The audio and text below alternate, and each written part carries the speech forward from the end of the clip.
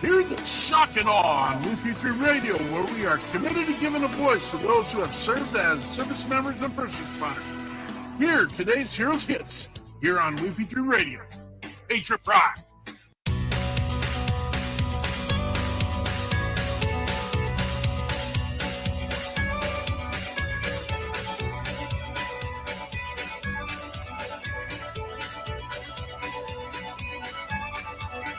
Robbed the bank in Mississippi, thought the law would never catch me, so I hit the road just like I've done before. I had a shotgun in my front seat, my woman right beside me, a bottle of whiskey. You're here for the WP3, the People's Patriot Project. We got your statistic podcast. Well, I never Listen heard to no the radio. one, now I'm hiding on the run for honest man's laws. We seek to remember the fallen, honor those who have served, and teach the future generations the value of freedom created by the men and women who have served our country.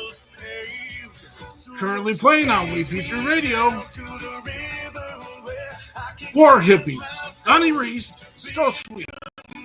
Take me from her eyes, the way she got that evil spell on me.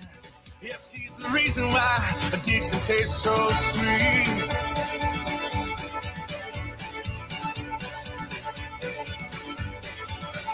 Well, we held up for a few days, waiting for the smoke and haze to clear out before we headed on out the door. When that lawman started knocking, said he had the place. Left, your left, hey. Left, right, your left. You got it.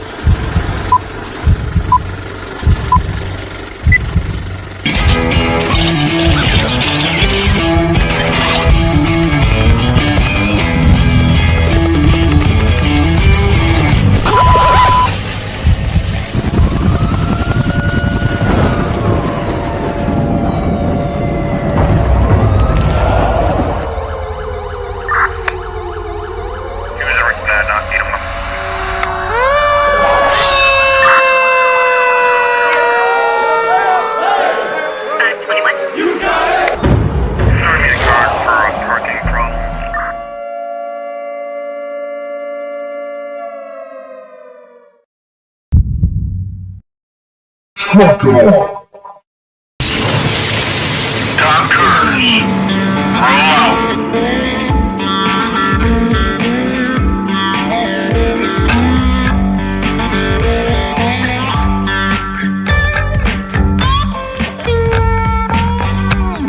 You're watching or listening to We Got Your 6 and 6 Patriot Playtime. We the people, the People's Patriot Project.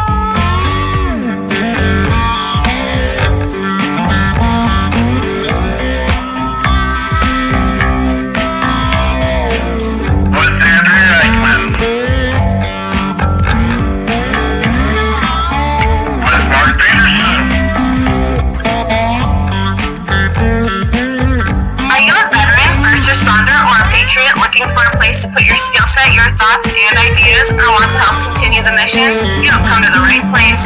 We are the People's Patriot Project, and we are the shock and awe when it comes to meeting the needs of our veterans and first responders. We are dealing with a new enemy in today's world where the wounds are not always seen. We want you to be a part of this mission in saving lives and making a difference. Welcome to We Got Your 6 at 6 Patriot Playtime. Here's the We P3 team bringing you today's best heroes hits in the boots on the ground organizations that are saving lives. And as always, Patriot Pride.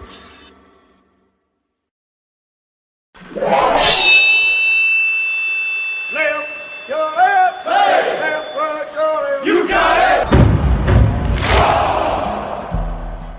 Trucker.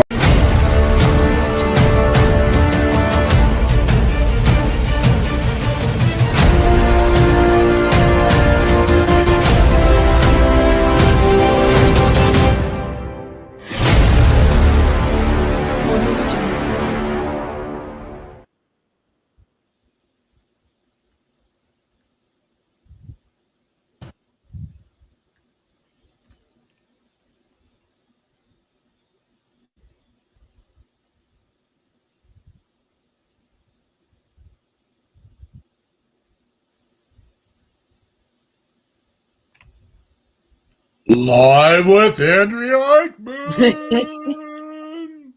I'm back here.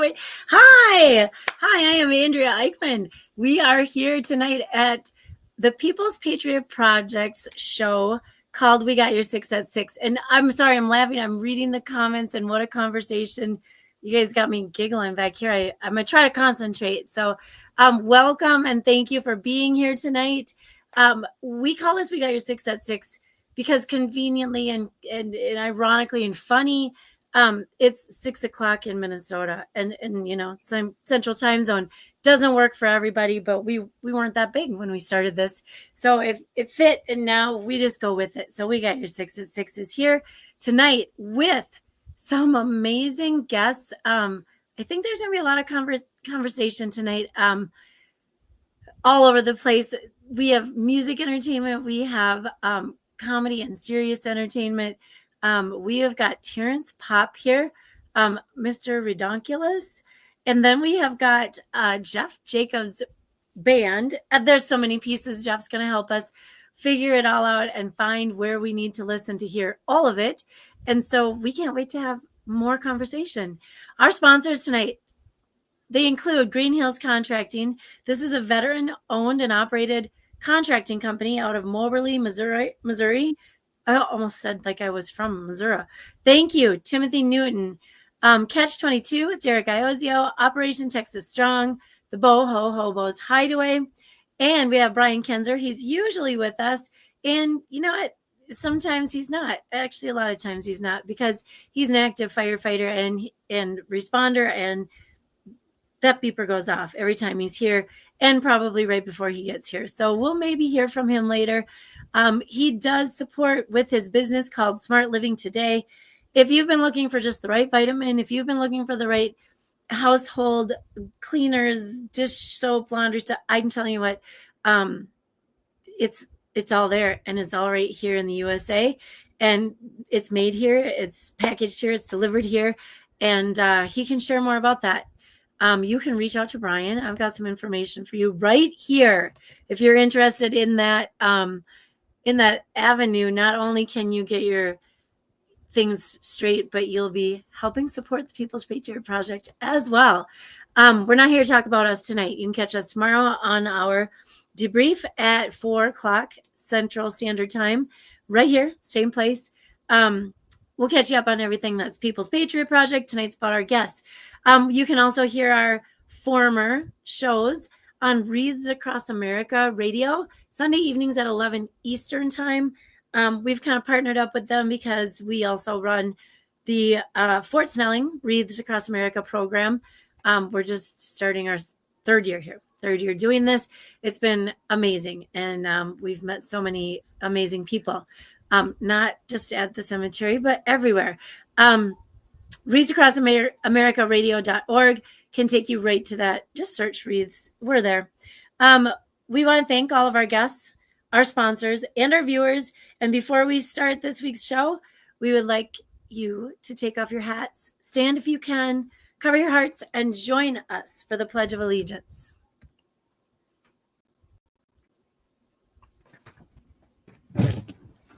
I pledge allegiance to the flag of the United States of America, and to the republic for which it stands, one nation, under God, indivisible, with liberty and justice for all.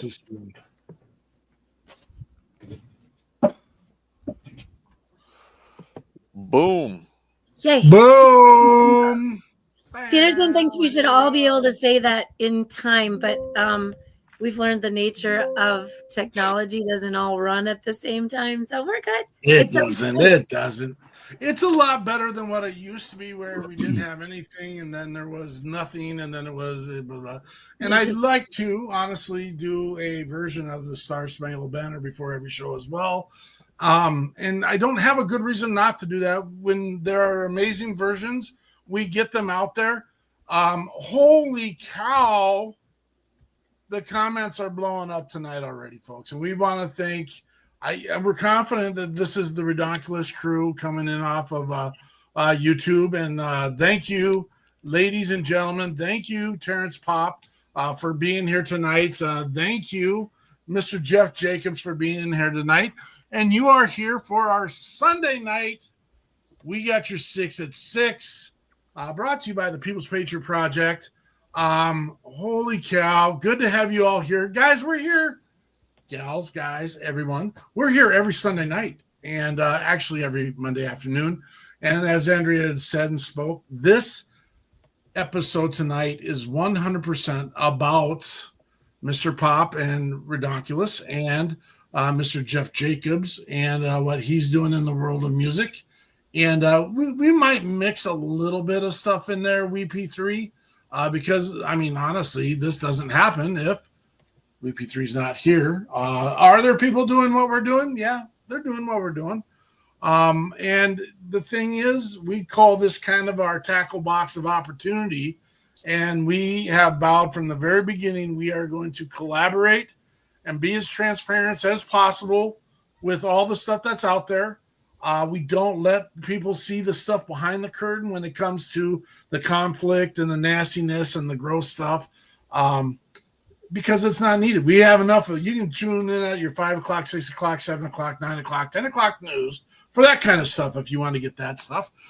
Here we are going to let's grow, and we're going to build a community that is interested in building the culture of America and supporting our men and women who have put on the uniform. That's what we do. People have their own. We can't even keep up with the comments right now. It's just I'm a little giggly inside. I got a little tickle. You know, when you go up when you're a kid and you're driving the Ford LTD back in the day, and it go down the hill, and you got that little tingle at the bottom of your PP. That's where I'm at right now. I know that's weird, but no, that's what I'm going to say. Wait. Can we hire this guy, Baltazar? We need hired. You. We clearly need you. This is. It happens, and we need you. You're hired. Give us your number. Boom. We're gonna call. Done. Tell me what's broken. We'll fix it. Sadly, you do get to be part of my little step on the box right at the beginning here. Lots of reflection this year after the Memorial Day event of Monday that we designate one day of our year to raise the men and women who have lost their lives, to give us the freedoms and liberties that we have. The one day. It was a beautiful day. And I hope some of you, regardless of your vernacular, had a happy Memorial Day. And I know that itches somebody's underneath when you say have a happy Memorial Day. We want you to remember to reflect. We want you to remember that this day came at a cost. We want you to remember that every single day comes at a cost, and it has been paid for. And we're not sitting in a church pew to talk about this conversation. We're talking about the men and women who literally have lost their lives, have lost their limbs, have lost their blood, have lost their loved ones because they thought there was something bigger and better for this country. What is it all worth? Our freedom. That's my question. What is it all worth? What is our freedom worth to you? Now, these are rhetorical in a sense, but I want you to expound and think in your head. I mean, we have done, what have you done for our freedoms? Well, I know what I've done. Have you done anything for your freedoms? I know a lot of people on this are veterans and first responders, and you have invested into that freedom. If you're listening to the show for the first time and haven't, what have you done for the freedom that you get to go drink your Mocha Loco Hottie Toddy Mulate, and you get to choose when, where, why, and how, and what did you do? Did you do anything to deserve that? I've been in other countries where people don't get that chance. And then we get to have the conversation about privilege. That's a whole nother monster. But we are very privileged in our country to have opportunities because we have the freedoms, because we have the liberties, because we've had the men and women that put on a uniform so you can lay at home. I didn't say it. I'm going to try not to say it tonight. You can say Someone it. else can say I already said So it. you can lay your big fat heads on the pillows of freedom every single day without worrying who's kicking in your back door. Or titties. Boom. Yeah. Do you ever think about the ones that have lost everything? Have you ever thought about that? Have you ever thought about the mothers and the fathers who have lost their child? Again, so you can have your freedoms and your liberties. Have you ever thought about that? We have one day in our year where we designate the moment to those that have lost everything. For why? For me? Would they have laid it all down for what we represent now? Would you lay it all down for what we represent now?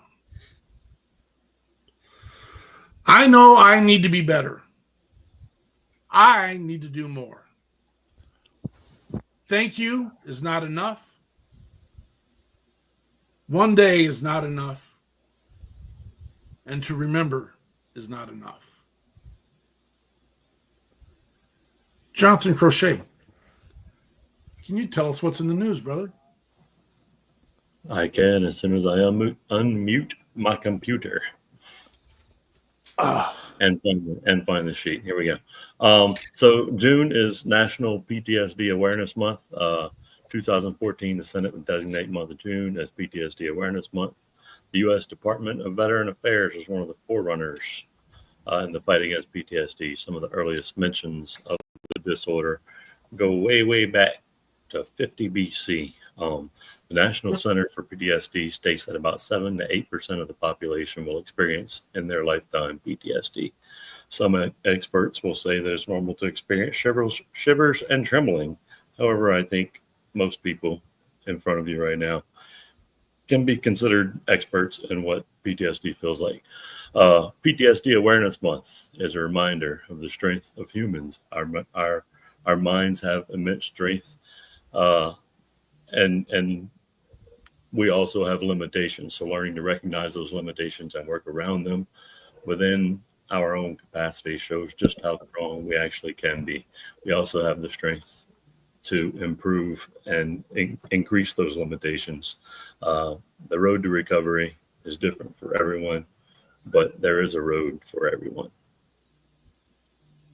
June 2nd through 8th is America the Beautiful Week, and you assume that this week was to honor the song America the Beautiful, then you assumed correctly.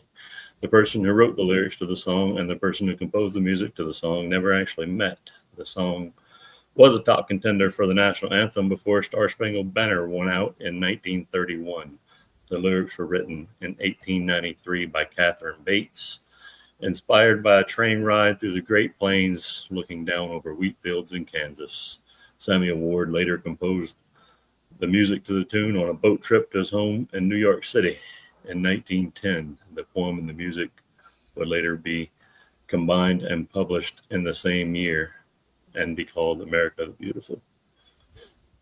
June 6th is the 81st anniversary of D-Day, and D-Day brings memories of the men and women who fought bravely in a strategic battle that would eventually lead to the end of World War II. American soldiers, along with Allied forces, would land on the beaches of Normandy, France, in an invasion that was codenamed Operation Overlord.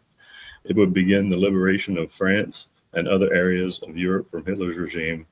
There would be 4,000 identified soldiers that would die on D-Day, with an estimated 5,000 more that were lost at sea, air battles, or otherwise not identified. The sacrifices of the soldiers on that day would turn the tide of the entire Second World War. And that is all I have for the news today.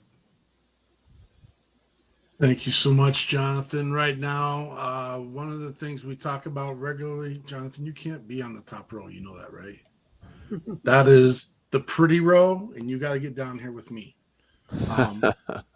We are going to put everyone to work now, because we are a working group. This doesn't work unless we are working. And so we are going into a segment, and I got to get a graphic set up for this, called Check Your Six.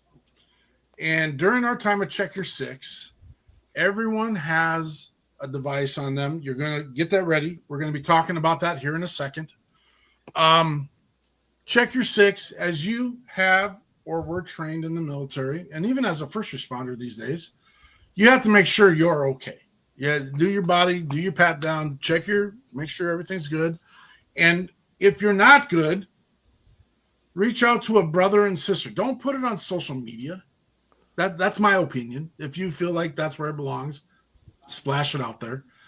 But make sure you're okay. And if you're not okay, reach out to someone. Reach out to someone you trust. This kind of goes along those rules as in the airline if the masks drop, make sure you put your mask on before you put other people's masks on. I stole that from all reputable airlines, if that's a such word. Now, the device. Take your device, go do a text line and type in, I was just thinking about you. You're going to copy that. You're going to paste it into 6 different conversations with anyone in your contact list. Yes, we are veteran and first responder forward. That's who we choose to support. We know that in our world right now, we're kind of living in a space where everyone needs a little bit of support. And if yours is the person, if it's the hottie you're texting every 3 minutes, you can probably leave them off that list. Go and find 6 people you have not reached out to for a minute and say, I'm just thinking about you. Sorry, not sorry. We do challenge you to take one relationship that ended up sideways a little bit, because we all have dumb moments. We've done things that have caused problems. We've done things that maybe we've offended people. I know I've done that on occasion. I do it on a weekly with some people in my life, unfortunately. And I have to have those restorative conversations. Be that bold person and try to build back one of those. Now, if it's an ex-wife or ex-husband or boyfriend or girlfriend, you can leave those ones off that list unless you really want to stir that pot one more time. But outside of this is a chance for all of us. With the number of people that are in here tonight and the number of people we could reach out today, I guarantee you, and we have had people get back to us and say, hey, thanks for reaching out. I needed to hear that. We've had people directly come back to us and say the words that were spoken during that piece, and maybe we get there tonight, made a difference in my world, and it made me change some of the decisions I was aiming towards. So with that said, we get to now finally talk about the amazing crew on the panel tonight. We have, again, Mr. Terrence Popp from Redonkulous.com and Mr. Jeff Jacobs of the Jeff Jacobs Band and Jeff Jacobs Productions. Terrence, why don't you lead us off, brother? Tell us about your service. Tell us about your mission. All right. Well, my service is pretty dynamic. I went in 1986. I was medically retired in 2018. I spent I think 12 years in the Guard Reserve system. So I have like 21-ish years active duty. And my service isn't really counted in tours or operations, but in wars. I served while we were engaged in 3 formal conflicts, and I was almost killed in 2. I served as an infantry soldier, airborne paratrooper, airborne ranger, forged in the fires of the regiment, and a Green Beret. And towards the end of my career, I was an intel analyst, and I worked in civil affairs. Now, during my 33 years, I worked funeral detail probably for 10 to 12 months over the entire 30 years. Because the way it works, they put you on for, 6 to 8 weeks. Sometimes it's shorter depending upon your unit's missions. And you're on call to do funerals. I quit counting them at 100. But a lot of them were suicides or questionable deaths. And when I say questionable is, you would look into it and they drive their motorcycle into a viaduct at 130 miles an hour, drink themselves blind drunk and drown in a lake. And it just so happens a lot of these guys, were divorced or had issues with the family court, along with PTSD and other stuff. And I just got sick and tired of burying guys unnecessarily. And the one that really put me over the edge was a former commander of mine, Major Lance Waldorf. And he literally came to visit me, and I didn't know it at the time, but he was doing he was saying his goodbyes because he'd already planned to kill himself. And I think it was either the next day or the day after, he went to the Holly National Cemetery in his dress blues, shot himself in the head. And the creepy thing is I was planning to do the exact same thing. He just did it first, and he picked a better scenic location. I'll give him that. But he took the bullet that was meant for me. And I wound up running his funeral, and I saw how devastating it was to everybody. And that was a really wake-up call for me. And if this hopelessness and loneliness or whatever's out there can get me, it could get anyone. And no one is talking about this. It's not really talked about in the media or anything else about the veterans that we have out there that are committing suicide hand over fist. And that number is right around 44 a day. And I would even say that number is light. That's 16,060 a year. If you do the math on that, by 2036, 2038, we will have allowed more veterans to commit suicide than all of the killed in action between 1901 and 1999. And I literally am fighting this scourge of suicides using comedy. And there are a lot of comics out there, and none of them have taken up the fight. I'm like the only guy on the planet doing it that way. And to date, since 2009, we're up to 562 lives saved from suicide. That's awesome, dude. That's awesome. Then just for future, and we're going to continue this relationship after this show for sure, but we do have a number of comedians that we'd like to connect you with and create that panel. And again, that's stuff that we can also put up on WP3 Radio as well. Sure. Thank you for your service. I know that's always wonky when people say that to our veterans. But my piece that's bigger than that is thank you for continuing the mission. That is where we are at. And you know what? They say there's 56,000 organizations in this country helping veterans and first responders. Sorry, ladies and gentlemen, we're not getting the job done. And we'll get there. We'll get there. We're building. We're growing. This amazing thing, and I'm going to give Mr. Popp a lot of the accolade. The number of people that are piling through here tonight is amazing, brother. You got a great following, and I thank you for bringing them to our show tonight. And hopefully we can pop this up a little bit.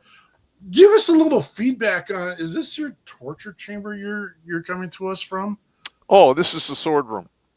Okay, the sword room.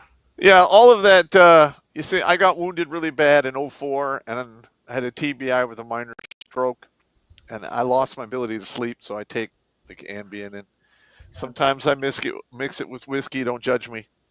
And I will purchase these off eBay in the middle of the night, and then they show up in the mail, and I put them on the wall. And these are all battle ready. These aren't like hanger swords for decoration. Most of these are sharpened and ready to go. Alrighty. There was a comment. I don't know if you caught it. There was a comment about you being all out Freddy Krueger right now. So it kind of the whole theme, the shirt, it's all. I got you. See that belt back there? That belt right there. I won. That's a professional kickboxing belt. I won in. I think that was 97, 98. Well, I'm glad no one brought up Waldo because that would not be appropriate at this time, right now. I've been called Waldo. It doesn't matter. I'm good. I'm cool with it. Mr. Jacobs, same questions to you, brother. Tell us about your service and tell us about your mission. I'm gonna be honest with you here.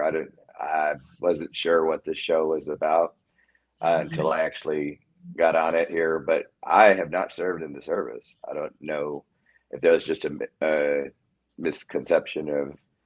I'm hearing it all now, and I'm just like, I don't know if I should just drop out here. Absolutely not. We got you, man. Well, the thing is like, so the only thing I could really relate to is seeing my grandfather when I was young. So my grandfather was he wasn't in World War II. He's in what is it? The Vietnam War, I believe it was. Either Korean or Vietnam. Korean or Vietnam, yeah, exactly.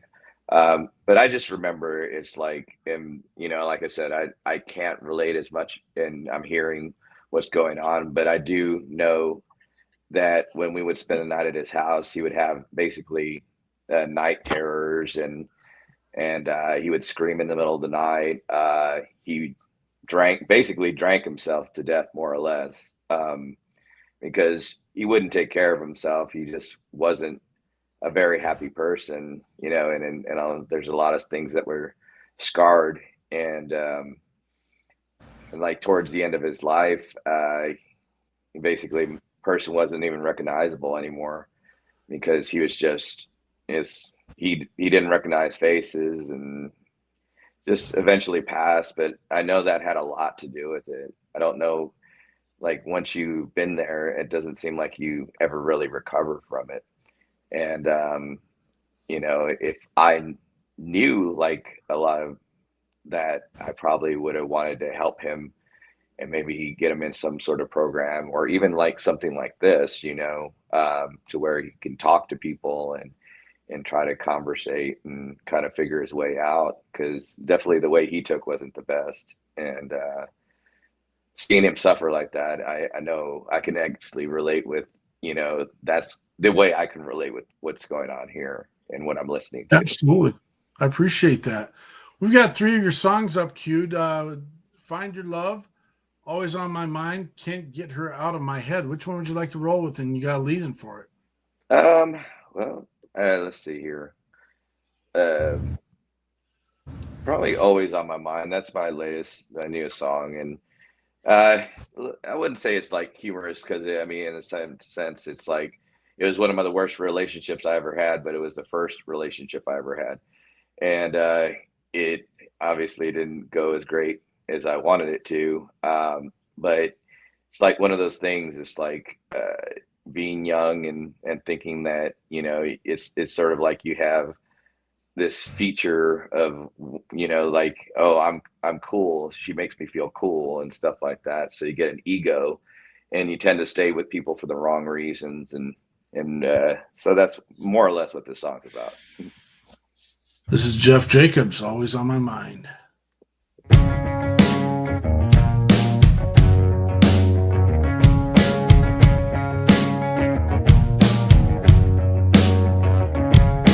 I don't want to know you and everything you showed me to. It all has to go, but you're always on my mind. Girl, it makes me crazy when I think about you, baby. Wish someone would save me. You're always on my mind. You're always on my mind. And I don't wanna love you, I wanna hold you, but I won't run away, 'cause you're always sitting there saying that you want me. I'm everything you wanna see. I guess that's why you're always on my mind.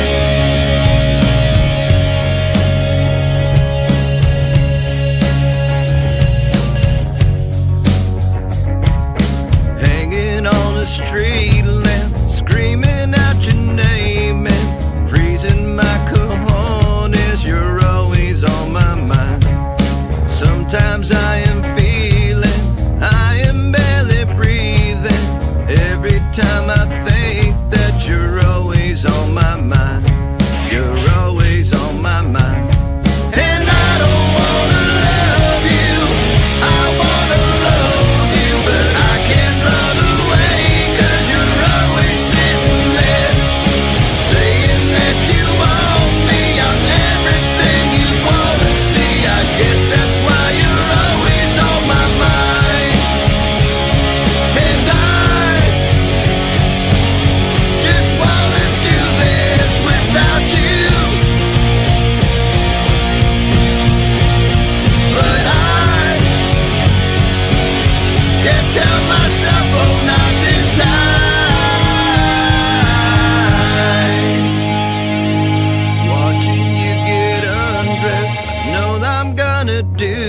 this. Even though I regret, you're always on my mind.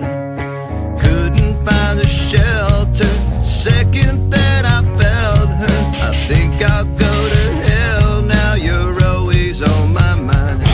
You're always on my mind.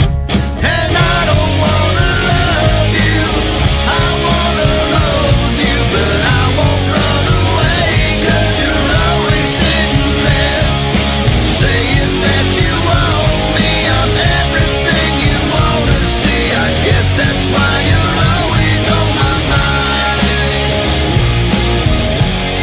You're always on my mind. You're always on my mind. You're always on my mind.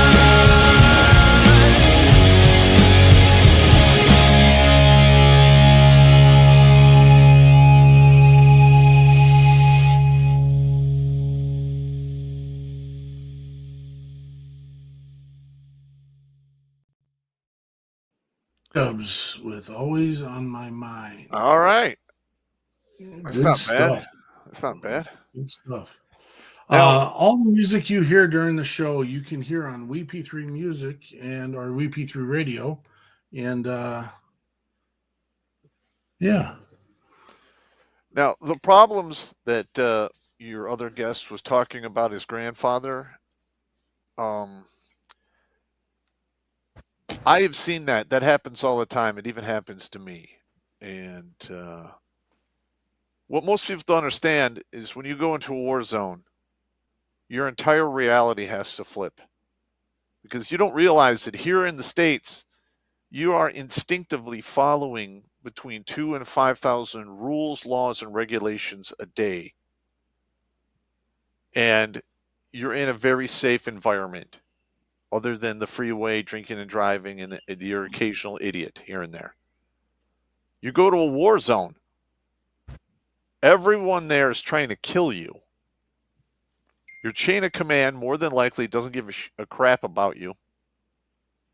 And when you come back from the war, part of it comes with you. I call it the peace of oblivion, and I refer to it as soul cancer. And if you can't contain it or enslave it to your own purposes, it will erode your soul until you're done. And I mean, I know a lot of guys, and I'm one of them. Like, we died a long time ago, and we're just marking time until the funeral. So I'm very familiar with that. Absolutely. And again, you talk about the strength of having the strength, and that if it doesn't get to you, who does it get to? And so, well, it came this close to getting me. Sure. And if it could get me, I mean, I have all the bells and whistles. I've done all the crazy stuff. It can get anyone. It can. And we never know when that call comes to that person. What is the catalyst? What is the piece? And you know what? I want to do real quick before we get too deep into this. I want to lift Jeff up. He doesn't feel comfortable being in here, and that's okay. We appreciate you, Mr. Jacobs. You're always welcome here.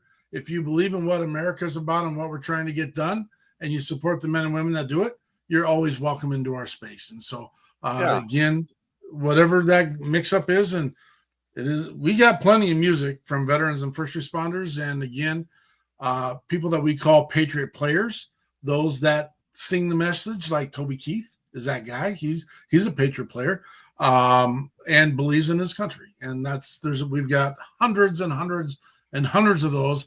And I don't understand why they get swept under the rug, so to speak. Toby Keith didn't get swept under the rug, but so it is, and we're here, and this gives us a little bit more of a chance to get into the thick of it with Terrence. And obviously, you're doing something right, brother. Yeah, I'm over because the target. You have people that are coming into your space and are cheering you on, and that's part of the mission, man. I appreciate that. Yeah. What you're doing is right. I'm looking at your comments here, and one of them said Bolshevik. So we have an ongoing drinking game. We have to drink. Someone just asked, who's the lady? There needs to be eye candy during the show because you can't sit and look at me, and no one wants to look at Pop. So we bring the eye candy. This is the amazing Andrea Eichmann, who helps moderate, curate, and build the People's Patriot Project and what we get done. And you guys enjoy. Here's a funny note, and we were talking about this with Terrence at the beginning. When we started this, so Andrea and myself, I served, Andrea's father served. When we never wanted to do a podcast. We had the People's Patriot Project as a nonprofit helping veterans and first responders in Minnesota. And when COVID came along, Andrea and myself are also school teachers. And so we were Zoom with our students. And we were hearing on the old boob tube how all of us are dying and all of us are depressed and all of us will never be the same. And all this stuff is going on. And I'm like, guys, I'm not buying the story. I'm not buying the whole thing. I can't do it. I go, but we're hearing people call out and cry out. And so let's create an opportunity. So in 2020, we decided we'd build am I supposed to look at something? I see fingers pointing. You're supposed to drink again. Oh. That's the second. Yeah. Can you keep us on track, Miss Eichmann? Yeah. I'm gonna have to call my son real quick, have him bring me something. We built a live stream called Virtual Happy Hour. And we would come on and we would share what we're doing. And we would get hundreds of people to come on and share life as it is, the new thing. Let's face it, it was new for all of us. We didn't know what was new. We didn't know all the pieces. We weren't educated. We just knew we had to do this stupid thing. It was about 3 months after that, we realized, we're coming back. We're going to be long and strong, and we're going to get this thing done. We're moving our show to Sunday nights. We're going to call it We Got Our 6 at 6 because we're at 6 o'clock in Minnesota Central Standard Time because those are the only people we ever wanted to talk to. Minnesota. And I'm not from Minnesota, just so people know. I'm from Wyoming. So I somehow got some of this put in me, whatever. And we would have drinking games on our show. And we'd have to say, what's in the cup? Look, I got a WP3 branded.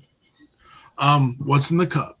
And we would sit there and we would, come summertime, we were all getting fat. And so we all started drinking water and the show got real boring. And we said, we can't do this. So you guys enjoy. So what is it?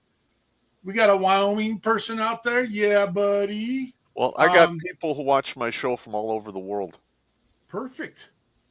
We were seeing some of that. Yeah. It's just Wyoming. No. Australia, all of Europe, America, South America. I've got New Zealand, Greenland, Iceland, a lot of the Nordic nations. School. Yeah, see, Minnesota. Let's do that. And we do have to talk about tacos at some point, and this is the time and place. And so, so what do you have to do to get everyone to drink? Well, it's usually the word Bolshevik. It's a running joke on my show. We say Bolshevik and everyone drinks. School. I love it. Oh, you forgot Canadians. Oh, you forgot the Canadians. I want to invade Canada strictly for their beer, though. I don't want to kill anybody. I just want their beer. Beer is good. What is there a Canadian brand you would prefer? There's like 2 or 3 of them. None of them come right to mind. Okay. What are we doing? Why are we cheering now? I just found a friend in Ireland. Oh, dang it. You got to be careful. I've been to Ireland. Sneaky in little Ireland. fuckers, aren't they? It's a double kicker, Ireland and Iowa. I mean, it's like, whoop. Now, Guys. there's a question I have to ask. Ask it. So you can get drafted or enlist, go overseas, get tore up, or even die, and then you're only allotted one day. But you Yeah. put your wiener in another person's butthole, you get a whole month. Okay. Yes. I just want to make sure It's we're been dealing. brought up. Yeah. This is crazy world, man. This is crazy world. And we appreciate. The beef is not working. I saw that on here a couple times. It's true. So how many guys you have watching on your end? I can't see the number on my side. 138 Oh, it's not bad. It's not bad. watching. Yeah. It's been So going up and not so much down, but up. it's Yeah. been almost to 200 yet tonight, and that is good. And it's Did so you see? tell us more about Redonkulous. Watch your fingers. All right, so I got divorced, and it was final, I believe, towards the end of 07, and I wound up being homeless for about 6 months. Meaning I lived out of my car. I wasn't like homeless on the street. So I would like sleep in my car 2 or 3 nights, couch surf for a night at one of my buddy's houses, take a shower, what have you. I did that for about 6.5, 7 months before I was able to get back on to an active duty program. And, you know, I was just, well, first of all, you pick a fight with a fighting man. And then if you're shocked and surprised that you wind up with a fight, you're a retard or an idiot or perhaps both. And I was called a murderer and an assassin in court. You know, my service was used against me. I mean, I literally got hammered, and I was so pissed. I decided that I was going after feminism and the divorce industry because, in my opinion, that has pretty much ruined the Western world. And I started making videos under 2cc. One of them was Purple Heart's Final Beat, and then there was like 5 or 6 other ones. They're incredibly negative, and I had to come to the point where I just couldn't live in that negative forever. So I took it back to formula. You know, I'm a former Green Beret. I understand the war for hearts and minds, and I'm like, I'll just use comedy. And I have like 2,000 videos on YouTube. A lot of them are live streamed, but a lot of them are like comedy briefings or lectures. And I cover all kinds of subjects like, find your purpose, how to deal with hopelessness, deal with PTSD, depression. I cover a lot of stuff. And I do it in a I have a way of speaking that is rather humorous. I don't understand it myself, but it is, I guess. And apparently, indirectly, I just wound up over the X. And I've been just dropping comedy bombs. And the collateral damage is I get to save people instead of destroy them. So, I mean, that's how I roll. And, I would love to be able to get out there in front of a couple 100,000 people at a time, but I mean, since 2015, we've been getting crushed by YouTube, and it's getting harder and harder to get the message out there. There's just so many guys out there who are lost in the sauce, who are broken, crushed, hopeless, loveless, lonely, whatever. And I mean, through my entire 33 years of service, I was a leader for roughly 31 of it. And I always had a way of finding the underdogs and the misfits and then refitting them and getting them back into the fight. And it got to the point where when I would go to a unit, people would like to come to the unit just to be there because they knew there, in that one unit, there was that one guy, and that was me, who gave a fuck. I'm sorry for swearing on your show. You're good. You're good. Let it rip. Yeah, I'm the only one that gave a fornication about these guys, and I would go to the wire forum. I can't tell you how many times I've talked to battalion commanders and company commanders and what have you, in regards to individuals that were lost in the sauce. And I guess I just bringing that forward into the civilian world now that they medically retired me, which I did not want to retire. They made me. I'm still bitter about that. I wanted to do a full 40. But, the universe has its plans, and all you can really do is, nod north to south and execute the mission. I love hearing the passion and the consideration that you don't welcome the nonsense, but at the same time are willing to use the nonsense as the catalyst to bring healing. Because that's the reality. I mean, we could deep dive this conversation to a lot of levels, and the ridiculousness, and I know that's not the name of your show, but the ridiculousness of the narrative that is force-fed us in a lot of levels and spaces gets daunting. And you said that you find the misfits. And I've actually made the conversation with people on my network that it's the misfits from back in the day who are now finding strength and are using words like team. And they have no idea what team means. But they know that being part of a team is something that they want. Now, I'm not talking about the people watching the show. It's we got to get and cross those lines at some point, someplace. But the reality is also, it's not that hard, in my opinion, to reach out and have a global and satellite experience of reaching out to everyone. But they don't have the knowledge, the skill set, the understanding, the reference, because they're not willing to educate themselves. And I know I'm teetering on the line of what I'm not supposed to teeter on the line of, but I mean, that's where I'm going to go right now. We're going to bring a happy-go-lucky song into this conversation right now. It's a classic from one of our dear friends out of Nashville. It's just fun. Kind of ritzy, grindy, go get them. You can, again, hear all of the musicians that we have that are veterans and first responders on WP3 Radio. But this is the one and only Chris Turner. Sometimes they call it the Waffle House.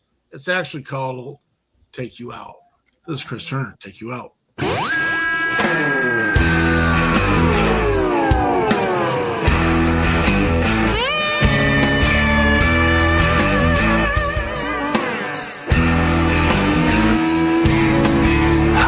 Top and Daisy Dukes hit me like a shot of 100 proof. A little comfort to ease my mind. She's slinging drinks, she's doing time. Working hard, making that money. Put your number on my last 20. Hey girl, when you get off tonight, let's throw back a couple natties in my double wide. I got a big screen, TV, a DVR full of Doug Dynasty. So climb on into my Chevy, love. Baby, I'm the man that you've been dreaming of. We'll crank some Hank until the beer runs out. Then I'm gonna take you out to Waffle House.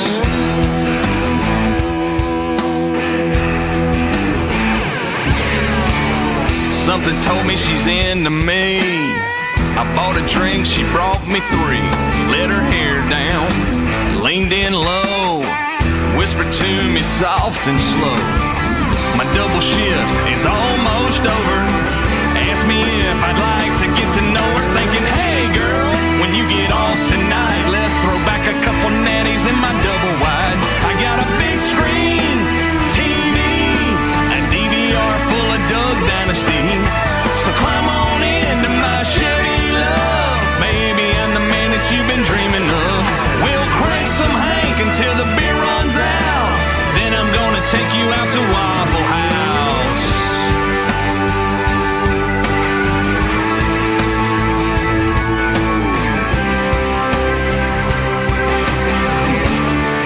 I see you looking, girl.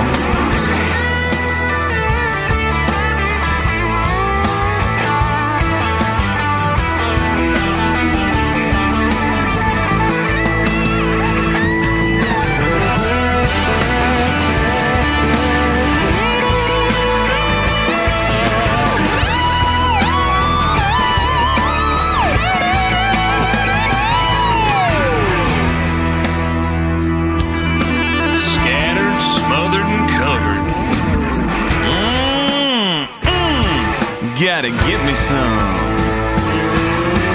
Hey girl, when you get off tonight, let's throw back a couple natties in my double wide. I got a big screen TV, a DVR full of Doug Dynasty. So climb on into my Chevy love, baby, I'm the man that you've been dreaming of. We'll crank some Hank until the beer runs out, then I'll treat you to a toddle at the Waffle House. Oh yeah.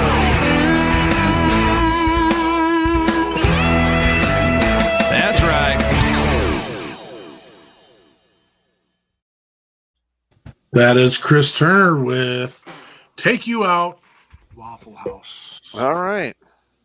It's pretty good. It's pretty good. So I take it there's. Well, I'm just trying. I mean, you watch some of my videos. Yes. All right. So, I mean, why don't you just give me your opinion on what you think of my work? Well, I think you're having conversations that need to be had. Mhm. I think they are, and that's the next piece, because we are going to actually play one of your videos here in a minute. Okay. It's the real conversation. I'm tired of the not the real conversation and the pretend conversations that we get mixed into, and we actually end up watching a lot of on our mainstream media resources. I was just going to say that mainstream is nothing but rumors and pretend news. They lure you into conversations. They lure you into false narratives that aren't accurate and are not researched, and they tend to be one-sided. And again, we've had a lot of these conversations. There is a conversation that I heard over and over and over at a recent convention that I have to sit at and be part of because I'm a representative for it, and I don't necessarily buy into it. And I actually confront the leadership when it comes to stuff that I don't necessarily agree with and don't believe in that narrative. And that makes me the bad guy, or viewed a little bit different than the rest of the people. And I'm like, be careful what you're asking for, because at the end of all of this, in the area that I am working, I think there are more people that think on the other side of the aisle than what is on your side of the aisle. It just happens that you guys are in control of the universities at this time. Well, here's another thing: is I started the whole redonkulous thing, second-class citizen thing, in like 2009, and when I got transferred to New York State, you know, I had an investigation done by the IG, and then I had another one by public relations in regards to my channel, and then I had the Pentagon send me emails in regards telling me my stats are completely wrong, and I don't know what I'm talking about, and the stats they were trying to feed me were from Leave It to Beaverland.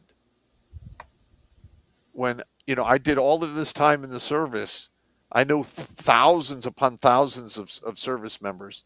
I can only think of 2 that are still married to their original wives. When I went to Iraq, 90% of the people, I shouldn't say 90, 70% were divorced within 3 years. And then I believe another 20% were divorced within 8 after they returned from, you know, a war zone. And I mean, just think about this.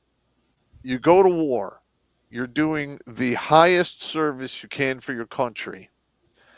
You come back and you get divorced, called a murderer and assassin, lose your kids. Some of these guys come back injured, so then they can't be in the service anymore. So you lost your purpose in both your, you know, a lot of men find purpose in raising a family and having kids, and a lot of people put purpose in their job. You literally just took the 2 top purposes away from these men. and then everyone's all shocked that they're killing themselves hand over fist, and then nobody talks about it. The minute all the times I've heard it talked about in the media, it always reverts back to, what about women?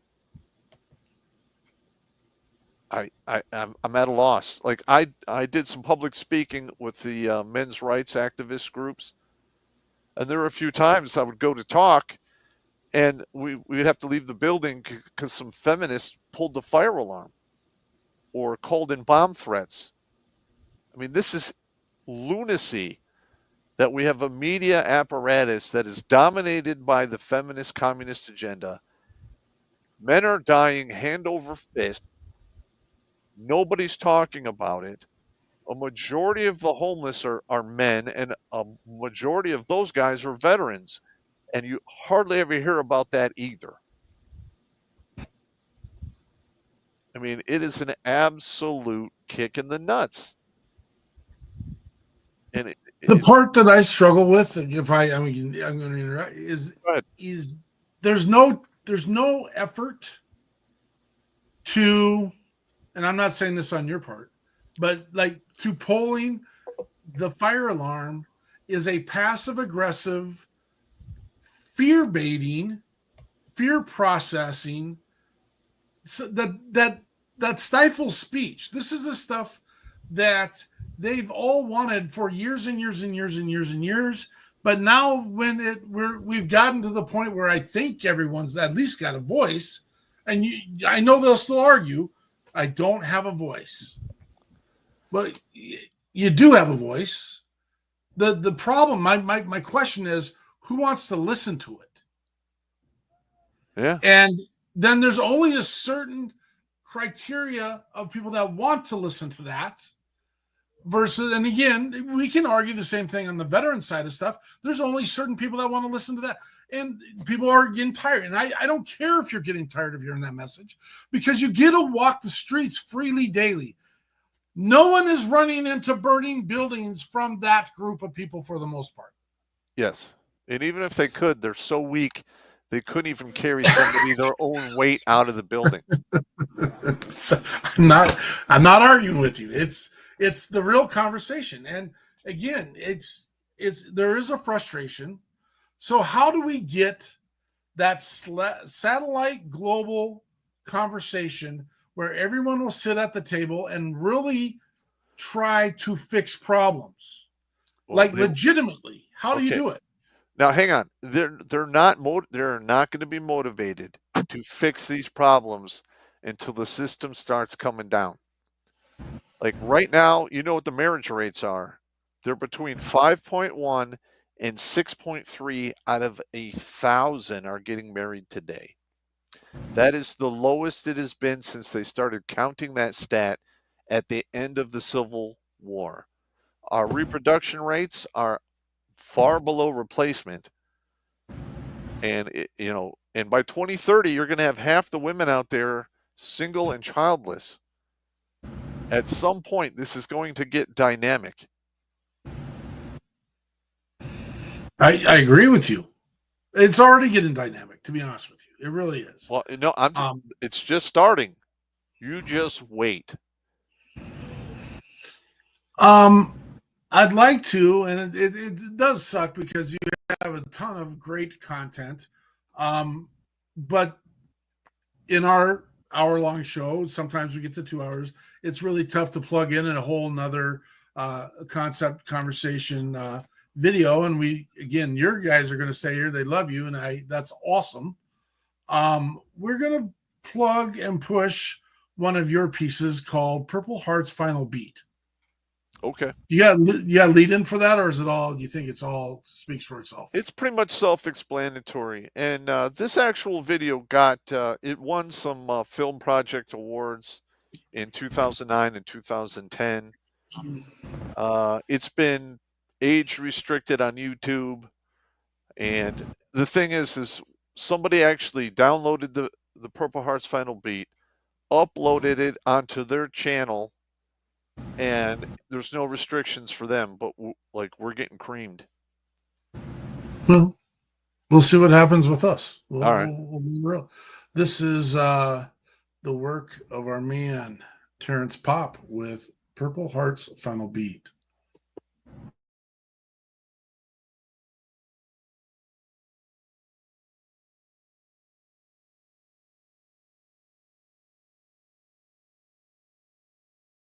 I remember the letter I got from my wife while I was in Iraq.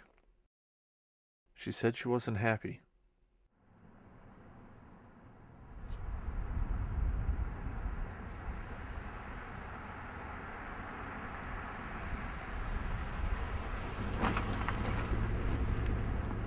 Others came home to a hero's welcome.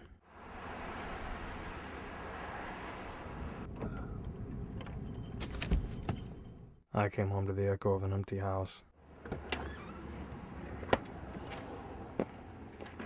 I lived with my children for 8 years. I raised them when my wife worked. I fought for joint custody. I was called a murderer and an assassin in front of a judge. Why should I miss out on raising my children just because she isn't happy? I make $45,000 a year. She makes 40. After taxes, child support, child care, health care, I have $18,000 a year left to live on. I followed the rules. I went to the so-called friend of the court for some relief. They just said, it's the law. Then I got laid off from work. I went there again, 4 times. Showed them the paperwork.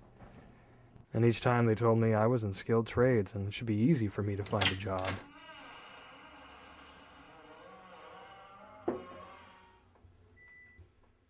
I guess they don't live in the real world. I had to pay the child support with my 401k. 10 years I saved for my retirement. She got half, and the rest got spent to keep me out of jail. Then the money ran out. She's not happy, so now I live in poverty. The court has no problem slapping me in jail when I can't pay my child support, but she hasn't let me see my kids for a year, and when I go in front of a judge 6 times, all she gets are warnings. She's not happy, so now I can't see my children. Because she's not happy, I'm a felon. Because she is not happy, now I must go to prison.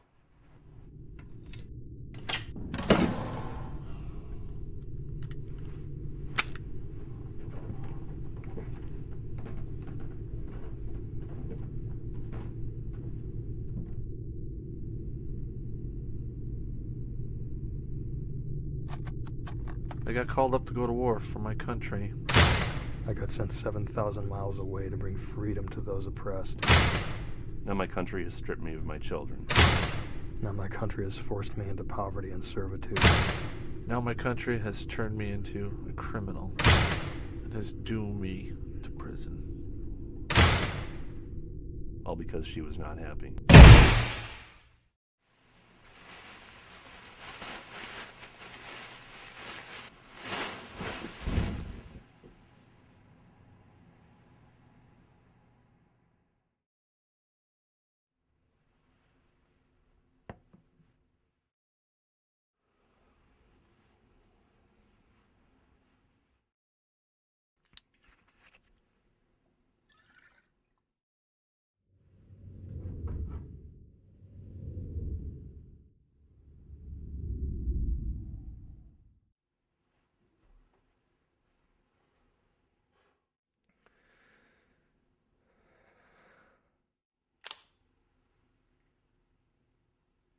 I don't deserve this.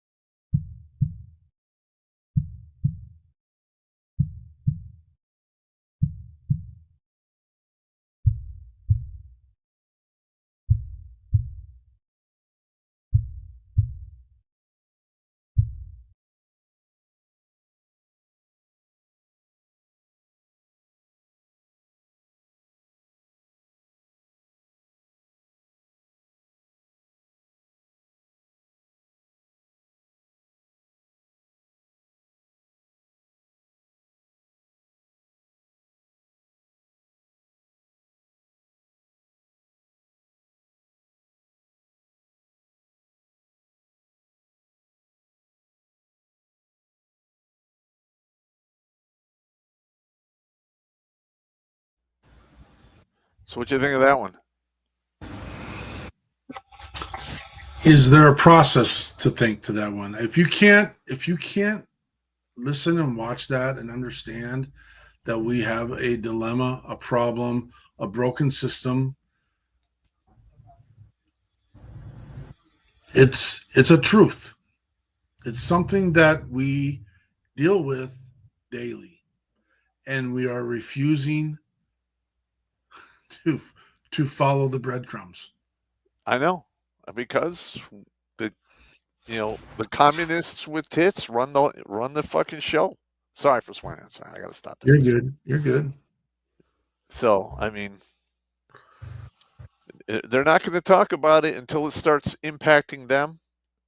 When these women are seeing their kids just never getting married, and they're out there stagnating, and when kids aren't being born, and it gets violent, because if you look at history, as a civilization starts to fall, it usually gets uber violent.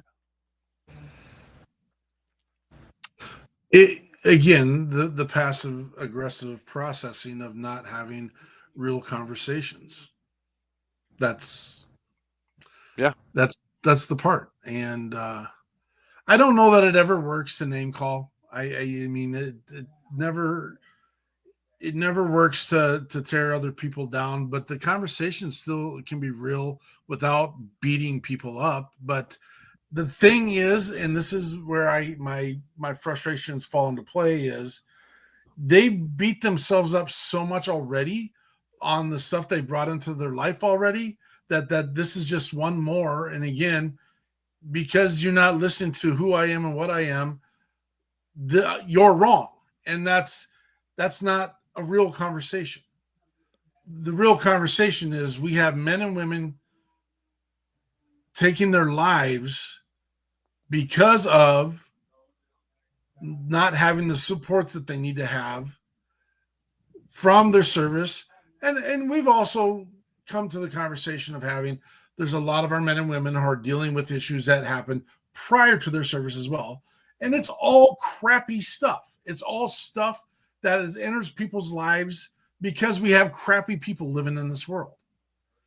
And if we would, we've lost the ability to hold people accountable for the real stuff. That's my frustration. Well, a lot of I mean, we have a problem with qualified immunity with our police and with our judges. I mean, it says right there in the Constitution, you cannot use indentured servitude. But if you get assessed child support and you don't pay that child support, you go to jail. And if it goes over $5,000, depending upon the state, some of them is $8,000. But you go over that threshold, they could throw you in big boy, pound you in the booty jail.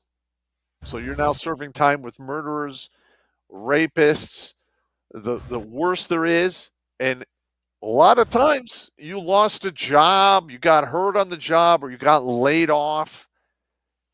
And it takes 3 to 5 times getting in front of a judge before they actually do anything. And by the time that happens, you can wind up going to prison. I feel, and so there's no data behind my next statement. There's no stats. I'm making a comment. I feel that the system is more apt to go over or to go get the people that aren't willing to fight the system, like don't have the voice, don't have the group of people. And here's the deal. In our world and network of veterans and first responders, it fits into the side of the conservative world.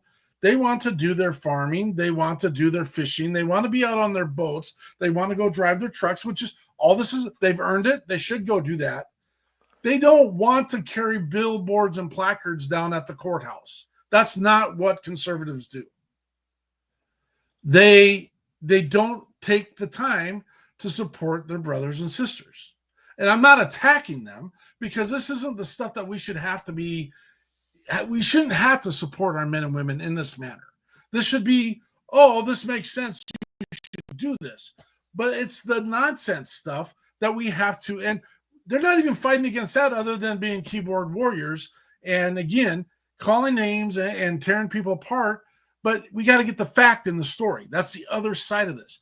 We have to put facts in. We have to put data. We have to put data. That's where it comes down to. Data drives everything in our world. Correct.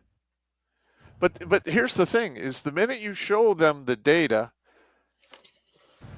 they pull out the the believe and the feel and I feel safe. I mean, all of these terms that mean nothing and are usually not provable, logically.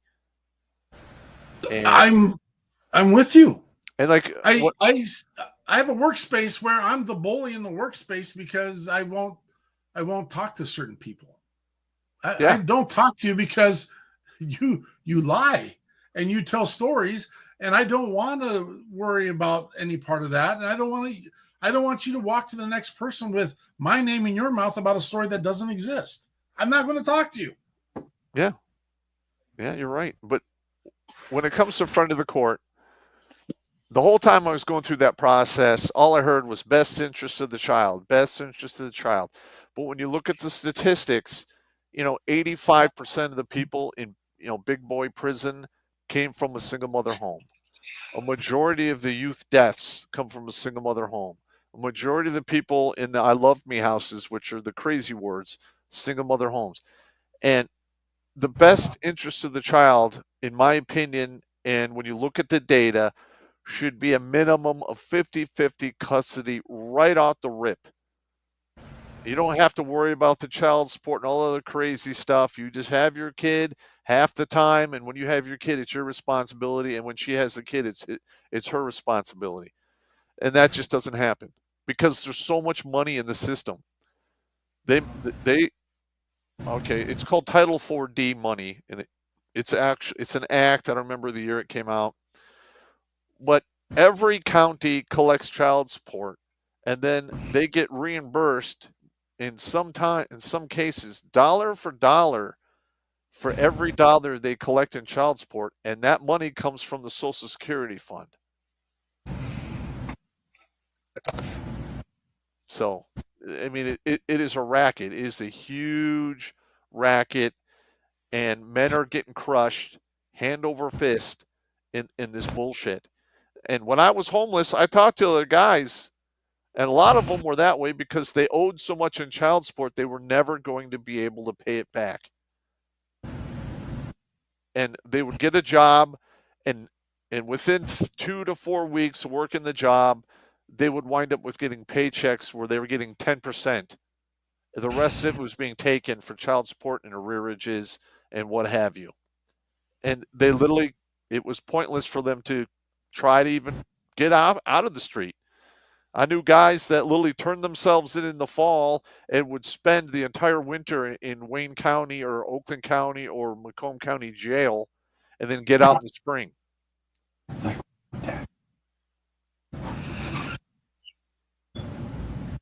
I mean, you come back from a war zone, you got PTSD, and all of a sudden they do that to you. A lot of these guys are like, this is crazy. I'm done. I'm out. And like having your children taken away from you because somebody says they're not happy is absolutely insane. Well, and at the same time to actually have the conversation with people that can't have a conversation because they don't feel comfortable. And again, your comfort isn't a factor in this conversation. Yeah, it means nothing. You have engaged in a life-changing activity, whether it be marriage or just having children. Where do we get to have? How can we get people to the table and get rid of this other passive conversation about I don't feel comfortable? Just because you don't like what I'm saying doesn't mean I'm bullying you. Just because you don't like the words that I'm saying that are backed by, and I'm not saying I'm always right. Let's have those conversations. How do we get to the table so we can continue to grow? Because that's the narrative of our show. Let's grow. Okay. I appreciate all the things you're doing because it is a side that's not being heard. Why is it not being heard? Why is that video that we just got done showing being shadow banned or lopped off? It's a real narrative of what's going on, folks. Yep. If you don't like the truth, there's no answer to this. If you don't like the truth, what's the next step? Yeah, it's going to get dynamic. In my opinion, we have all of our media is owned by 6 corporations. We need to actually pull licenses and give those licenses to people who are willing to tell you the truth and cover the hard stories and talk about the world as it is than the propaganda machine we have now. That needs to happen. And the minute you can get the message out there in front of people, maybe I'm being an optimist here, but the more people who know the truth can make rational decisions based off that truth, and perhaps things would change. Because if it doesn't change, this is going to get dynamic. Well, and here's so tunes right here. No amount of facts or evidence will inspire anyone to open their mind. This is where the anger comes into play, folks. This is when you're not being heard. You were thinking about, take yourself back to your 12-year-old self, and you're trying to tell your mom and dad your perspective, which you have done nothing wrong, but the old man is going to grind an axe right now. And it doesn't matter because he's got an agenda at this moment, but you have a valid point and you're trying to get it out there. And what happens? You still get it in the noggin. You're still going to get the anger is the piece that we've got to, and I can't say we have to figure this piece out because this is swaying. This has been swaying back and forth since the inoculation of inception, not inoculation, the inception of America. People want to have the conversation. We are less. Can our group tell us how many years old our country is? It is the youngest literal country with a democratic process in the world. And yeah, did we F it up at the beginning in some ways? We can have those conversations. Not everything's been right. But at the end of the day, the progression. Someone told me we're in a progressive group. No, we're not in a progressive group if you're looking back 5 years ago and going with that narrative. That is not progression. Progression is moving forward, having real conversations, building and growing, and realizing it doesn't have to be a give and take conversation. When it's wrong, period. Well, fired up. In an ideal world, wrong is wrong. But when you deal with the communists with tits, it always falls back to their feelings and what have you. And the trans people took a lesson from that as well. Because the minute you start talking about, the whole trans ideology and where it came from and how it's a delusion, they literally are like, well, you're killing people by saying that. No, I know how to kill people. I was really good at it. Me speaking words is not that, you idiots. To let people have reference, our country is 248 years old, just so everyone knows. We're about ready to get on. It's 249 because next year is our 250th anniversary. I appreciate your words, Mr. Poppenheimer. It's Pop. I'm just fucking. No, I get it. No, they're real words. And again, I can see where the anger, the frustration, the intolerance to continue to have the same conversation. Yeah. It's the same. And give a mile needs to be given. Go back to our conversation at the beginning where we're giving 1 day to our veterans who have lost their lives. So everyone, Scepter 6, there, I say your name.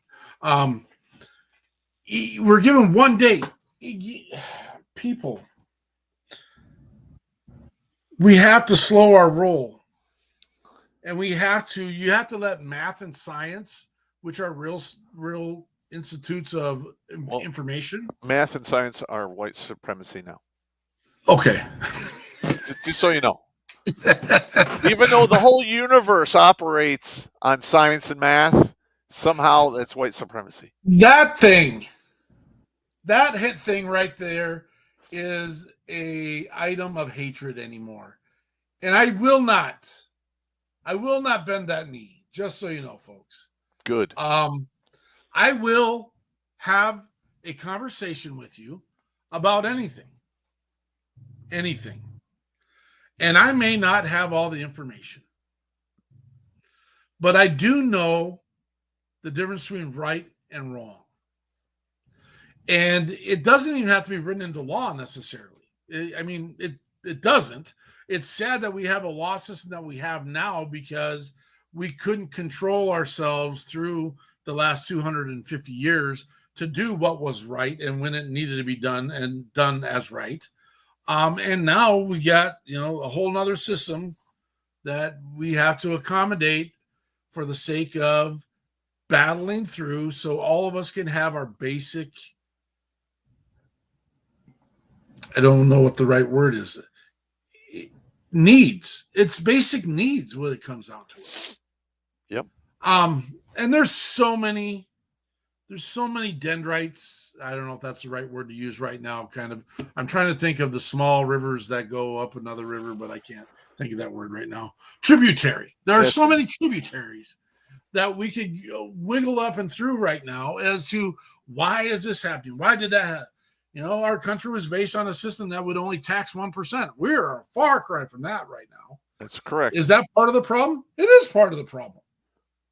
Because without that, we're talking about men who want to be with their, and women that want to be with their children as well, but now they're stuck into a contract. They don't get to do all the pieces. Now their spouses are uncomfortable. Now we're taking them to court. All these pieces. You're going to have my head spinning for the rest of the night, brother. You are. Listen, now you live in my world. Now listen. Now, what I've been doing since 2009 is every time somebody told me to my face, sent me a text or an email or a direct message or a comment stating that I kept them from killing themselves, I put a dog tag in a bag. And I call it my ransom. And those are all of the lives that I bought back from death with nothing but logic, reason, and comedy.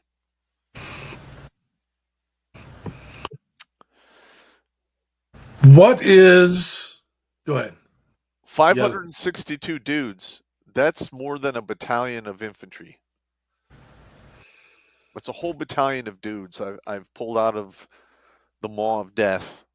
And I'm just fucking around. If I could literally get out there into the mix and step onto the real battlefield, that whole number will change. Because I am not that guy you fuck with. Well, and that's... and again, I've made choices in life. I've done what I feel I've needed to do. And so I have to maintain a job that puts food on the table. Yeah. If I didn't have that, I would be able to do this full time. I do this full time. I spend more time doing this than I do the job that puts food on my table. I probably shouldn't put that out there for those people to hear that, but it is what it is. I still have, after my 8-hour workday, I still have another 49 hours to dedicate to WP3, right? That's the way it works. I feel that a lot of us are in that boat. Terrence, I don't know why. I have a hard time wanting to call you Terrence. I know that's your name, but Mr. Popp. Just call me Pop. Everyone's been calling me Pop since I was in kindergarten. Yeah. That does roll off the. Were you in sports at all? I played football. I sucked at it. I was really small, but I guess that gave me my surly attitude that I've been carrying forward for my entire life. Pop. And now I lost my thought, but it is what it is. What is the next big step for Redonkulous and Terrence Popp? Ideally, I would like to start doing some actual stand-up comedy. I mean, I've got 16, 17 years worth of material, and I would like to get on some, mainstream podcasts to get to get the brand out there. I mean, it's a noble cause. Like, you're saving people's lives, and all I'm really doing is talking a bunch of mad trash with facts, logic, and reason with a little bit of jokes. And, I'm talking about a lot of the things that are killing dudes out there. And, it's absolutely insane. And just let this sink in. That 562 lives that I've pulled out of the maw of death literally cost me everything. Like, my family doesn't talk to me. And, what else is there? So now the forces of darkness are going to get 100% of my attention now, and they're probably not going to be too happy about it once I can ramp it up. And if I can get into the main battlefield and start actually maneuvering on their asses, it's probably they're going to be very upset with me, and I'm cool with that. I really am.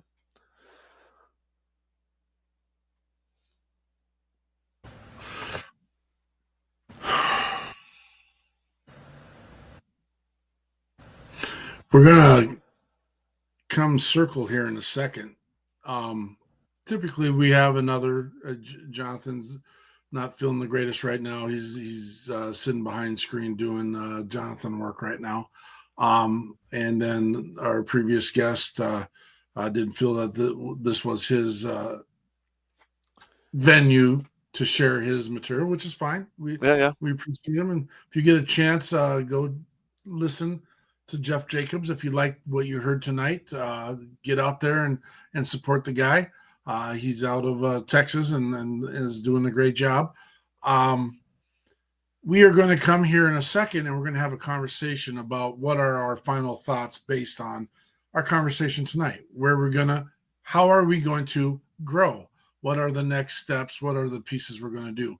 We are going to pull in one quick song just to get us set up for that. We are going to listen to Mike Corrado, Stand.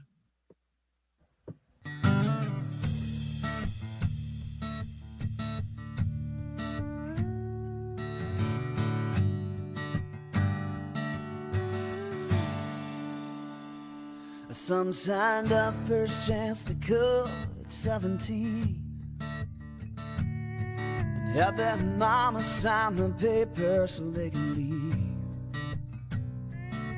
And on the bus ride out of town, the families gathering round and wave as they leave.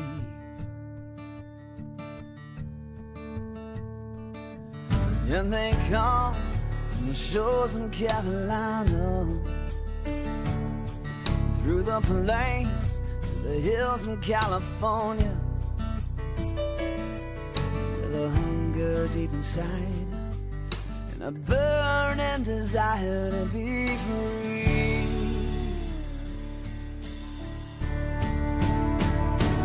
And they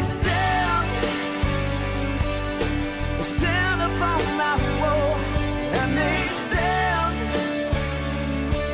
stand up for us soul, and they stand for the ones who've gone before. They stand.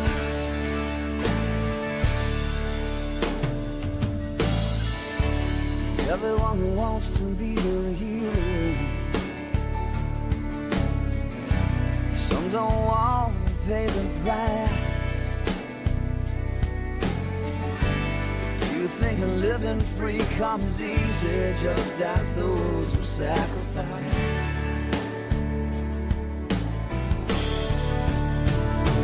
As they stand for the chance to believe, oh, stand so we can be anything we want to be. Oh, stand so our children can be free.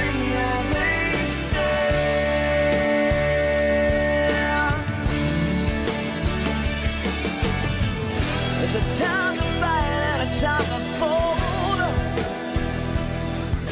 But giving in are words they never know. And so they stand up on the wall, and they stand. They stand up for us all, and they stand. For the ones who've gone before, they stand.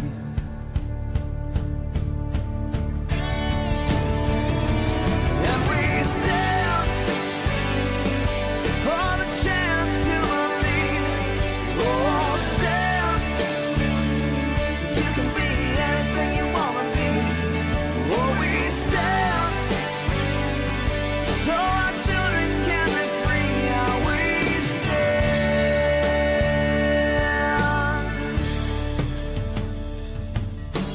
We say prayers for those no longer with us, and the families who stand behind those who protect us. On the bus riding back to town, everyone gathers round for those who stay.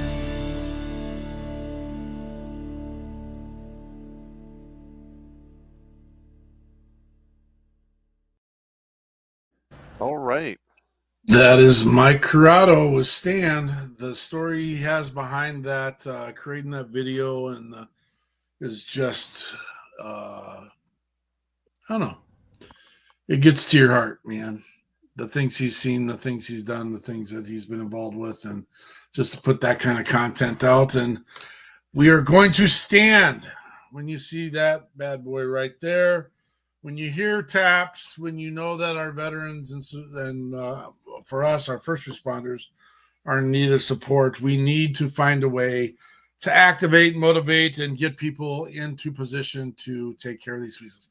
I really do think that's a gigantic piece to where we got to start being the ones carrying the signs around, sadly and unfortunately. Yep.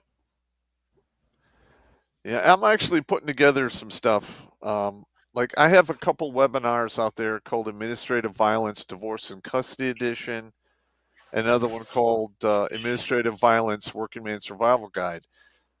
I'm working one where we can actually make these judges that come up that do this to us, making their lives extremely difficult legally using administrative methods.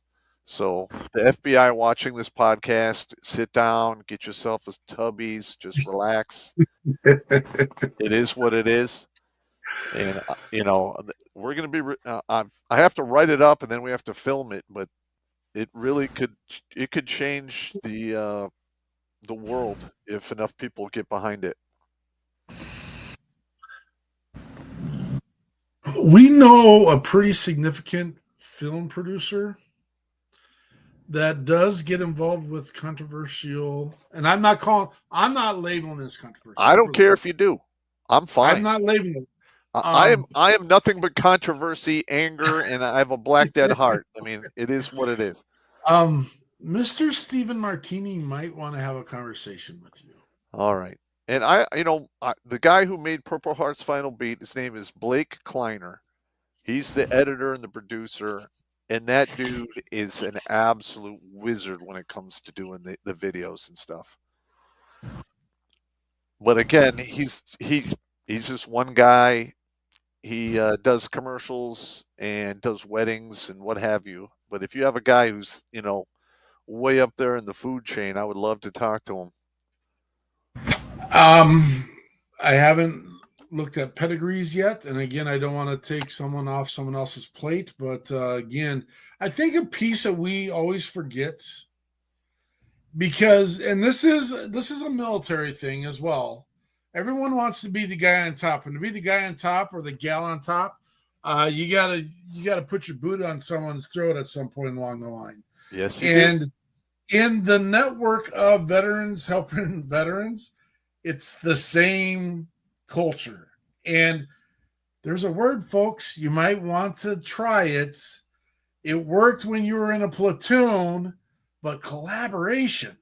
You do your job well, your brother does his job well, you all get to move forward more effectively. That's the way it works. Yes. Instead of unless people die. Unless people die. You're not wrong. You're not wrong. We've been chatting again. You got this chat. We have this amazing chat, and the WP3 team is behind. We're just like, how do we grow? How do we grow? How do we build? Hey, everyone that's been here tonight, you're always welcome to come back and spill your stuff. It's not always going to be Terrence Popp. We're going to tell you that. But Terrence, at the same time, I think we need to somehow effectively come together and build a larger network and keep building this thing. Yeah, I would love that. I've reached out to Adam Bird of Heroes Media Group, said you need to. This is on the chin. We need some on the chin stuff. That's the way I've always been. I'm a chin guy. A Balchinian, not a Balchinian though. I'm not a Balchinian.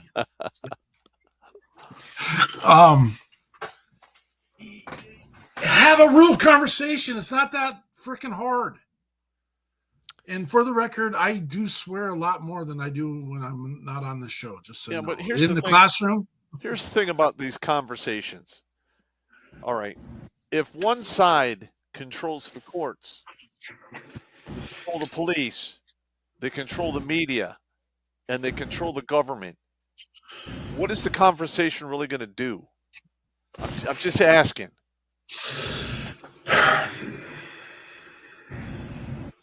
So this is the same conversation we have to have, brother. And I'm not sidestepping your conversation, but it's the same conversation that we have to have with the men and women that are sitting on the couch daily, struggling with what tomorrow looks like.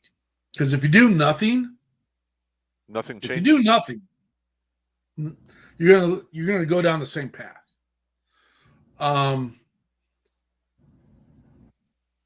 I'm a fiery kind of guy, and I have learned some stuff from my friends that if you take the time to listen, doesn't always fix stuff. I'll be the first to say it doesn't always fix stuff, but this is the lesson. I didn't want to get into this. This is a lesson I teach my students. I put a dice, a big ass dice. I can say that now. Big ass dice on the table, and I ask each one of my students, "What do you see?" And the kid on the other side of my dice says, "Well, Mr. Peterson, I see a 6." And I go, "You might be the dumbest kid I ever met in my life." And the room just goes, "What? You can't say, what are you doing?" I'm like, clearly it's a 1. And they have this conversation. They're like, "Oh, you're looking about your perspective, Mr. Peterson." I go, "You're not wrong. But all of us are going to look at this dice and see a different perspective." Here's the number, and everyone pack this away. This is poof stuff. On a 6-sided dice, if you take the time to realize and understand that the sum of both sides of a dice equals 7, always, you have a new perspective. At least understand. I don't have to accept, I don't have to believe, but I at least need to understand their perspective. Now, it can be wrong all day long. It can be wrong in my eyes all day long. But at least I know what's coming at me. And if I can go and I can prove those pieces, and this is a lot of work. This is, why do I want to watch the news when I have to go back and I have to fact check everything? And you got to fact check, and then fact check, and do all these pieces because you're not getting a true. They've proven that if you are standing on a 4-corner intersection and you watch an accident happen in the middle of, everyone is going to have a different narrative of that accident. Are they wrong? Well, yeah, they could be wrong. If the lady says it's a blue car and it was a red car, you're wrong. Here's the video. You're wrong. But on the finer details, which we get stuck in the woods and in the weeds with, that's where we end up. I'm not delineating from your question, Mr. No, it's Pond. cool. It is time to invest. And it sucks because I'd rather go fishing. I'd rather go sit on the pontoon. I'd rather go do other things. I would rather dig in and help a veteran that is struggling with something than to have to fact check things that are completely asinine to me. I don't know if that answers your question, but I'm willing to invest. All right. Well, I mean, we'll see what happens. I mean, I'm just one guy. I mean, there's really not much I could do other than I could piss off a lot of people. I'm pretty good at that.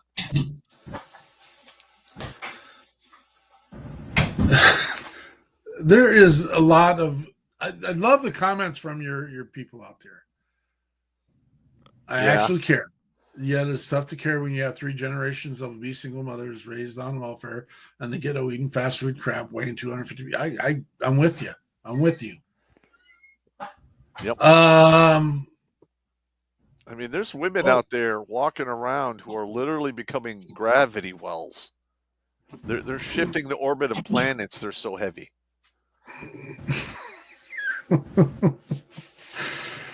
All right. Let's pull this together. There was a lot torn off. Very important conversations. Andrea, Jonathan's not here to save you. You get to start final thoughts.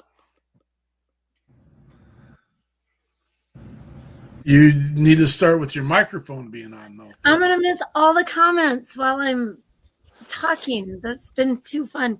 And then Pat Cornwell is in here. Thank you very much. And thank you, Howling Mad. I wasn't ready. Okay, this is phenomenal. It really is. We've thought about trying to stay away from what we would consider edgy. But this is truth, and this is what needs to be heard. And I just want to thank you for having us play that video, because that is downright serious. I live in the world of civilians, right? I'm a teacher. I'm not one of those teachers, but I'm a teacher. And so these are the kinds of things I try to share on the daily to help them understand why I'm here and why I do this and support this. And that will be the new look I take for them. Just watch and listen. It's hard because you know what side of the quarter a lot of them are on, but if they watch and listen, it doesn't matter what side of the quarter you're on. It makes sense. And we've always said you have to hit the heartstrings to get to the dumb head strings up here. So thank you so much for coming on, for sharing to your group. I hope that every conversation that's serious has this much passion in it, because thank you. You guys bring a good level of both. Let me put this up here again too. We do also the People's Patriot Project is equally military and first responder, law enforcement supportive. So we want to include those first responders as well here in Minnesota, and from here to Texas, and I guess that keeps us in the central time zone. But one of the first things that I noticed coming into this support and nonprofit was the crossover. I mean, almost every veteran that or every first responder that we've done a fundraiser for, they served and then they went into first responder EMT, emergency services. And it, not that that's where everybody goes, but a high number of them that I have come across, it's a crossover. And so it makes perfect sense. We did have one guy in northern Minnesota, which I wouldn't have thought that maybe it was quite as intense in that area. And he spent a lot of time in Iraq. And when we had a chat, he explained to me, no, his chief of police job is way more difficult, only in the sense that he went over there expecting to shoot people and watch people be shot up, and to do the things and see the things that he saw in northern Minnesota. He didn't. That's not the norm. That's not what should be the norm. That's not your job. That's not your thought process when you go in. So I just want to thank everybody. Thank you for being here. Thank you for hanging out. And I look forward to more in the future. Yeah, and a lot of guys who watch my show on the regular, I pulled them out of the fire. I saw some comments. Was it Blitz 3? This guy.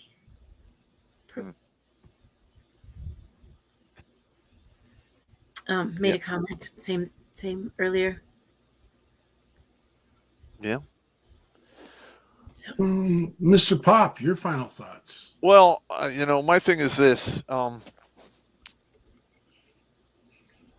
There's a lot of people out there who are being hunted by a force that they can't see, hear, taste, touch, smell. And it shows up in the middle of the night when everyone's quiet, or when you're lost in your train of thought, and people make rash decisions during this time, and they take a permanent solution to a temporary problem. A lot of the veterans out there, just to survive in the military, you have to develop that graveyard sense of humor, that sick, twisted, sense of humor. All veterans have it. A lot of them get out of the service and they forget. I just help them remember the humor, the comedy. Because, listen, a good belly laugh, that stumbles death. It stumbles the devil. It'll buy you extra time and allow you to maneuver in the situation you find yourself in. Instead of being crushed under the, oh my God, what am I going to do? It's all hopeless. You start laughing about it, and you start thinking of ways you can handle it. And I'm just trying to, help those. And even if they never served in the military, if I can get them laughing, especially about subjects that are really hurting them, they can beat it.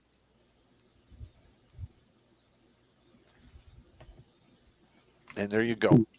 We appreciate you, Mr. Popp. I want to do a quick shout out real quick. If you like the dark humor, you like being part of that, you love the risque, if you get a chance, I just entered, and I hate that they don't always match up. There's a link here that I just put up there. This is Cran Eater's Wife, an amazing husband team group that it is a place that is accepted. If that's something you want, go find it, go get it, feed you. Someone just said, find a way to laugh. Absolutely. Absolutely. There's things that are the pillars of recovery, so to speak, for me. And I'm just saying for me. I mean, and this is why we do the People's Patriot Project. Music gets me into those spaces. Laughing gets me in those spaces. Helping and supporting others gets me in those spaces. Those are my three pillars. I asked earlier, what are we doing? What are you doing? I know a lot of times the frustration in calling our brothers and sisters in arms to action. You've done your action. You got involved. You did what you were supposed to do. Our message, what we'd like it to be, we're called We the People, the People's Patriot Project. We would like to reach the 90% of the people that have no added investment. And that they get upset when I say those things. And it's okay to be upset. It's okay to think, for you to be upset, that I think you got a big fat head that you take for granted, that you lay on a pillow, and are okay with men and women spilling their blood and lives so you can live comfortably where you live. Be offended by that. I'm okay with that.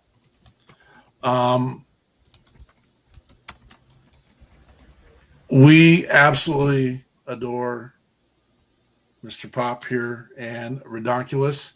I do see a place for it. I do see a space for it. And I do think that the message needs to be heard. I hope that we can find a way to grow, Mr. Popp. That's what I would like to do. That we're going to continue to be. I'll try to be a stray cat for as long as I can, and then we'll figure out all those pieces. I'm intending, again, if you guys get a chance to go see Cran Eater's Wife, if you guys have resources, put them out here for us. Let's get it out there.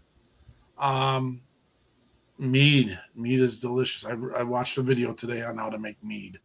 I might start making my own mead. We appreciate all the amazing listeners and viewers tonight. Thank you for being here. Thank you for adding. It does.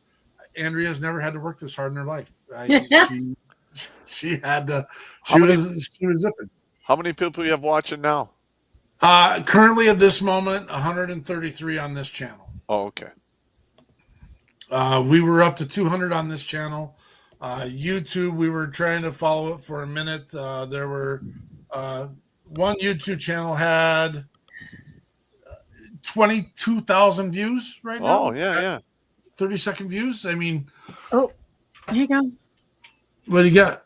I got to drink some more. You get a drink? Yeah, there it is. Here's Brother Popp. He's with us tonight. If you get a chance, hit WeP3 Radio. If you get a chance, a lot of you are on our YouTube channel right now. Please subscribe and like. And again, we're going to do the same for the WeP3 crew. Get on there for Redonkulous. Take care of them. All the links are in the chats. The chats are a little heavy tonight, so you might have to scroll through some stuff, but that's okay too. Were you going to do the next week? Yeah, can I do that? Hi, camera. Yeah. Miss Camera out there. Yeah, Miss Camera's here in the house. All right, you guys. Next weekend, we are going to have Brennan Morton. He's the author of Valhalla Boys. And he's got a lot to share. I did not get to spend the evening when he visited, but Jonathan was very impressed with what he's got to share. And then Ryan Daniel will be here with Ryan Daniel Music. And I've listened to that. It's amazing. So thanks again for coming, you guys. Thanks for being here. I only swore like 4 times. You did great, Bob. You could have sworn more. It's okay. I like when people swear more than me, so it's okay.